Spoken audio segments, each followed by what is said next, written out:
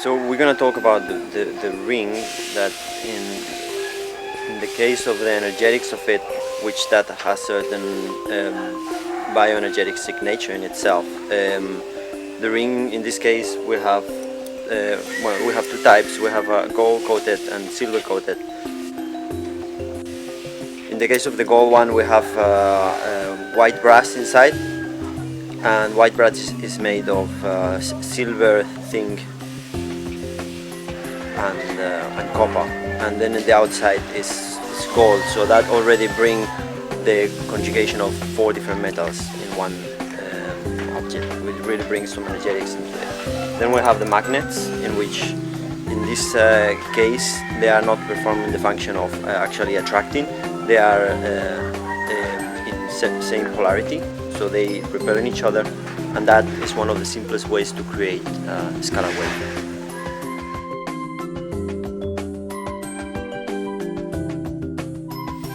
So this like these pieces before the cast, before the join it, and then I clean by hand with the sandpaper. Sandpaper I take 3 times for the level sandpaper. First 100, second 230, and then in the end 400, and that's make really safe and then really clean of them for inside too. So, yeah. We really bring a lot of complexity into the interior design in terms of the design aspect. There are magnets, they are pretty much describing a cross. There's the number 4 in there, which add a little bit more of the different combination of numbers that we have in there.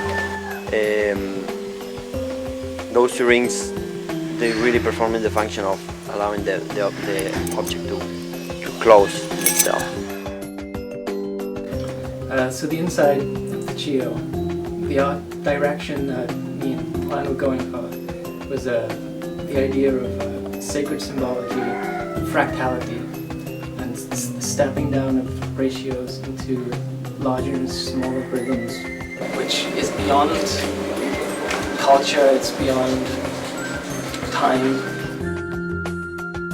We have a lot of design features, if you can see in there, in the interior. I mean, there is a lot of geometry and really a conjugation of many different types of geometries and patterns and different shapes that from the energetic point of view really is creating a very complex form of different shapes and different energies that are into one design. Then we can talk about the lens. Here we have the Yantra. When we really put these 2 lenses together, we have this, and with the ring we have that particular shape, which geometrically is coming from what's called the vesica pistis, but it will be a 3-dimensional vesica pistis. So the shape itself is the place where 2 spheres encounter, and the center point of each one of them meets the area of the exterior of the sphere. So when they subtract in between them, they create that particular shape. We have add a geometry in there, which is the Yantra, which is known in the Vedic culture as a very powerful symbol that it really have a very particular energetics into it. If we actually analyze the geometry, there is a lot of fractality embedded into that geometry. When we create the object, that is a negative space that after we fill with different stone powders like moonstone and limestone and amethyst. We have some examples of Yantra geometry used in energetic experiments, like in the desert of Nevada. They perform an experiment where they create a huge city Yantra made of paramagnetic stone, just driving the lines. And what they cause with this is like rain will start to come to the area, the life energy will be enhanced and really start to be attracted to this space. So biomass and more living forms will start to actually appear into this area. So that's some of the examples of how a geometry can affect and can create energy fields, and that's one of the particular cases we actually choose to use the city Yantra in particular. A tensor ring is known to create the so-called tensor field. You go into a camera Kirlian and you actually take a photograph of that ring, you will see that there is a field around it. There is some other examples of how you actually can understand the effects of such a ring when you expose water to it. Like if you take 2 glasses of water, you fill them with the same exact amount of water, and then in one of them you place the tensor ring. The tensor ring will energize and will enhance the structure of the water till the point that the water actually will weigh less and is replicable. You can actually take the same measurement and really understand that. What the rain is actually doing is making the water more monatomic. So the clusters of molecules of water, they will become smaller, and then they will be more energized, so they actually weigh less. And this is one of the effects that a tensor ring can cause into water, and we can imagine what actually could do within our bodies. It's also well known the healing effects that they have by different testimonies of different people that really confirm that these things are really doing something. And yeah, it is a very simple thing, and it's probably one of the simplest ways to create a form of energy, an energy field that has a very interesting healing properties and other effects. So the ring is dimensions of it, the proportions are very important. They are made using the cubit, which is the unity of measurement that was used to build the pyramid of Giza. So when you take the cubit and then you subdivide it by octaves, so you can find measurements in which you always keep scaling in octaves the same frequency. So we took that measurement and we create the ring, and it's pretty much a very simple form of a coil or a selfie cap, as well as they use in the armhood. Then it's kind of coming back into itself, and then we weld it. The twist of the ring is very important, must be like clockwise, and then when it comes back exactly to the same place. So in the heart of the Chio is the frequency generator, and the frequency generator is not just sending out a sweep of frequencies. A lot of sweep generators just put out a random sweep of frequencies, but this one was designed to specifically just touch on the bio-friendly frequencies. The frequencies like from the Earth, for example, the Schumann resonance frequency is one of the frequencies. We have about 9 different frequencies that it goes through. And we've added a little speaker here so you can actually hear that. So it's going through several different methods. It's coming out through the light, through the LED, through the speaker and the sound, and also through the scalar coil. And you can actually hear it going through the frequencies when it's turned on. It kind of goes tick, tick, tick, tick, zip, tick, tick, tick, tick, tick, zip, and it's zipping through the different bio-friendly frequencies. Like for example, lightning. When lightning goes off, you get a burst of certain frequencies, and we've replicated some of these types of earth-friendly and bio-friendly frequencies in the Chi organizer. It has a USB port on it, and that's for recharging the battery. There's a lithium rechargeable battery inside, and it'll run for about 3 to 6 months depending on different factors. But if you charge it up, just plug it into your computer or plugging it into your USB charger, it will charge up in about 4 to 6 hours and run again for about 3 to 6 months. So maybe we're gonna go into the orgonite component of the CHIO.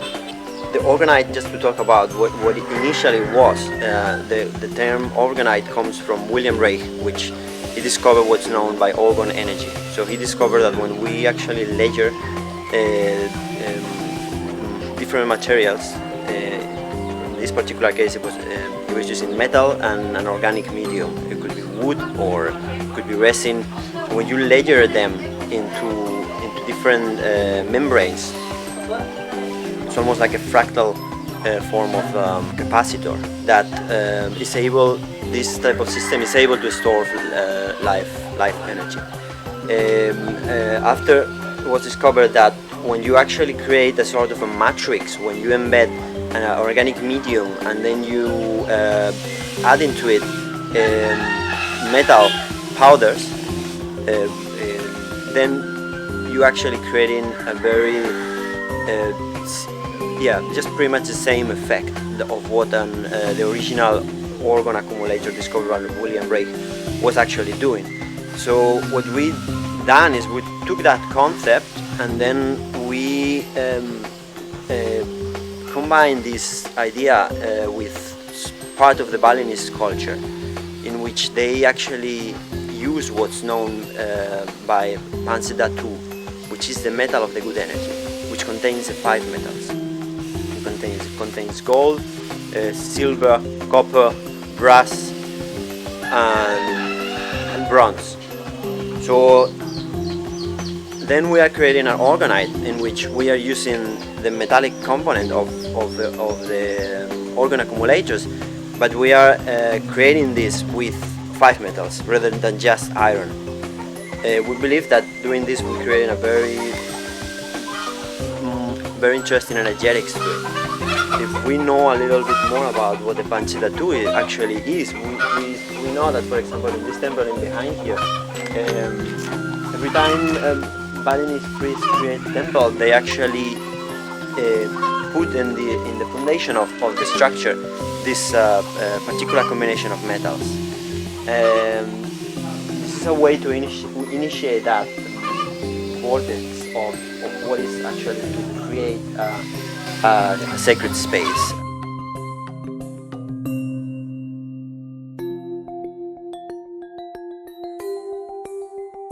The blessing in Bali, in the small temple, in the small ceremonial, I need to for the blessing it is 6 times, and for first ceremony with the empty hand, and also with the flower clean, and also we need fire, flower, and also water before the blessing.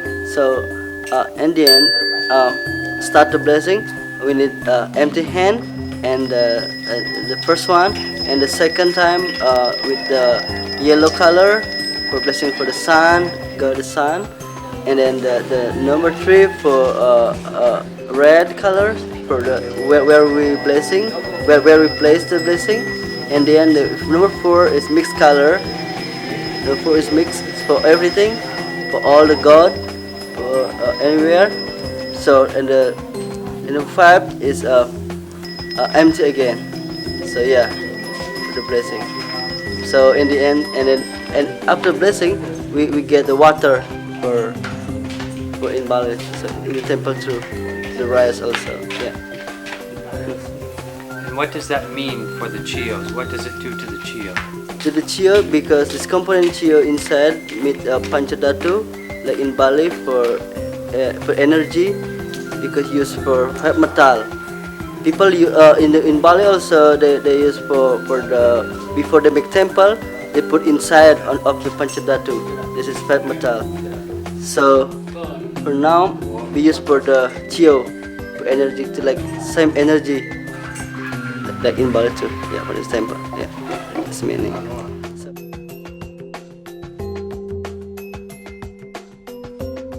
Next, we'd like to talk a little bit about the crystals and stone powders that we've put inside the Organite and inside of the Chio as well. We have, for example, the rose quartz, which is the stone that is known for love and peace in the heart chakra. Here, we have the ruby. The ruby is an excellent stone for energizing, stimulating, and in balancing the heart chakra as well. Here we have quartz. Quartz is known to have a spiral crystalline molecular structure which absorbs and stores and also amplifies energy. It is known to be one of the master healing stones. Here we have moldavite. Moldavite is a meteor, and it is known to have the properties to fuse the energies of the earth with the cosmos. It was used as an amulet of fertility. It functions to increase the vibrations of other crystals from the earth as well. This is moonstone, which we crush and put inside of the Sri Yantra symbol. It is known to have a calming emotional effect. It is also known to be the stone of intuition. Here we have sapphirite, which has a very cosmic energy, a little bit like moldavite. Amethyst is a natural tranquilizer. It helps with geopathic blocks of energy and has very interesting healing and cleansing properties. It is also the stone of vision. Tourmaline is a very electric stone and has a very interesting electric field around it. It is very powerful. Sometimes it is used as a crushed powder and mixed with a gelatin and will produce negative ions, which we know are very good for health. The last element that we've introduced into the Chio is the Agnihorta ash. The Agnihorta ash comes from the fire ceremony and is originally from the Hindu culture. This fire ceremony is known to have a very powerful effect on the environment by aligning the soul and creating a very balancing effect on the person who performs the Agnihorta ritual. One of the amazing properties of the ash, and also of the ceremony, is that it is able to reduce and almost completely neutralize radioactivity. One of the effects of this mixture of different stones happens in the Organite, in which we are creating a very rich, inclusive energy field. The material that we have created here, the Organite, is in the vicinity of the scalar wave antenna, and this is broadcasting this very inclusive energy field around the proximity of the Chio and the Chio user. The symbols on the back of the Chio are taken from the Enochian language, which is often referred to as the language of angels. We've chosen a few words to put on the back of the Chio. This symbol is for love, this symbol for the perfect marriage within, the inner alchemy. This is for wisdom, and this one is for light.